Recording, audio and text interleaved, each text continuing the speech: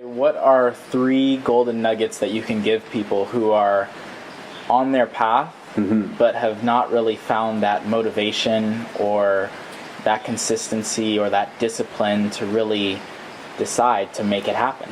Yeah, well, I always have to say my highest maxim first, which is all is self. You'll be here to however long it takes you to figure that out. That's what I realized.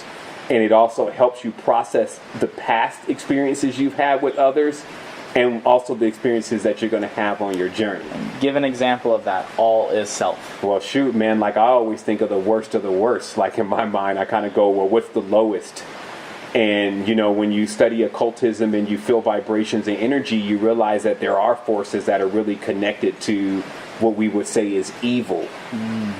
And so where most people get stuck is they feel like that they don't have any kind of connection to something like that, and that this is another thing. And this creates like so much disconnection.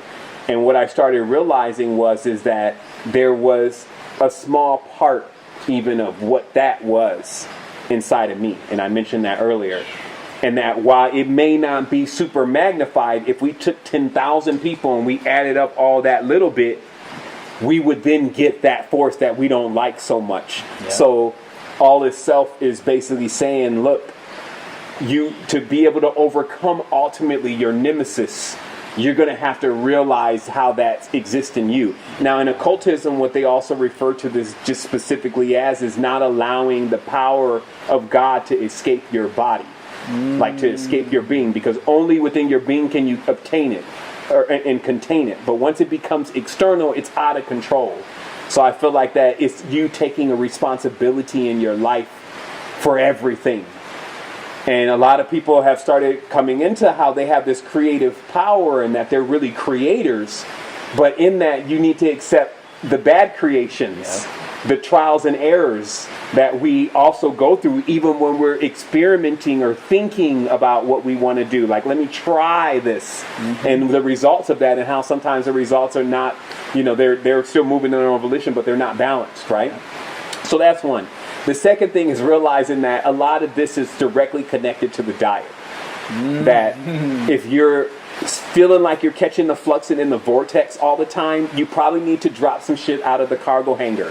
And what this literally means is that there are things that you could be consuming and you can look at it with common sense and know it doesn't have any life in it. And if you find yourself in the flux zone, eat things that have life in them, and you will start catching natural thrust to get yourself out of the situation. Your consciousness, your mind, everything gets lighter. And this is another way to directly affect something without necessarily having to go into a theism or a dogma. I always say that if you're trying to enlighten somebody and wake them up and you just want to explain to them how maybe the tradition they've been believing in for the last 20 years is not true, it's better probably to go at the diet. And you would get way more results than you just feeling like you were right and they finally bowed down to whatever it is that you were trying to tell them. So it's just about going at the body and realizing how the energy is configured to, you know, take you up or to bring you down. And then lastly, I think it would be about relationships, because relationships is such an interesting dynamic, especially in relation to how communication really works with that. I did a whole opus on this, so I'm not going to actually try to even take it apart even in this session. I put something together and it's called The Goddess and the Explorer.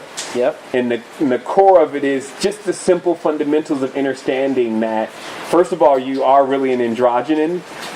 But when you understand the roles between the poles and what their real objectives are, then you're able to really create a powerful cycle of energy, not only within yourself, but also the things that are around you, because you actually let people and things be in their place rather than you actually trying to, you know, do too much and then making life uncomfortable for you.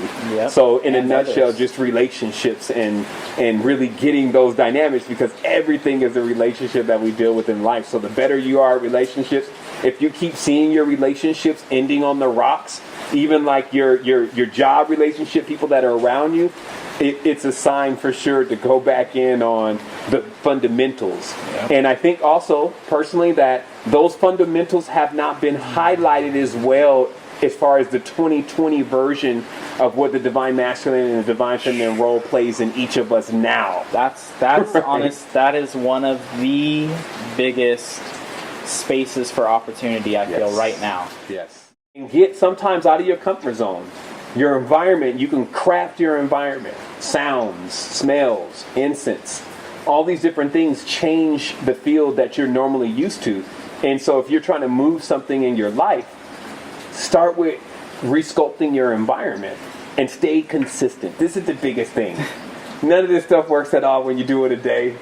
There's no genie in the bottle, but staying constant and consistent at this, I would say, if you're looking at Andrew Seeley, you can see you can't achieve that like overnight. You ain't gonna throw this back there overnight. And same thing with this knowledge and wisdom that has been accrued over so many experiences. That didn't happen for me overnight. And so, but there's nothing really different, maybe 1%, that's the fingerprint, than me and you. Except for I just pursued this route and it worked for me. So, because I was listening to my heart. So that's what we're doing. We're tuning you into your heart. And then you can let your heart tell you from there what resonates and where you should really be going. And that's what I follow. I don't follow no politician. I don't follow what somebody else may be saying. If it's not resonating with me, and I unlock that being inside of myself, and it takes me to everything that I need to know.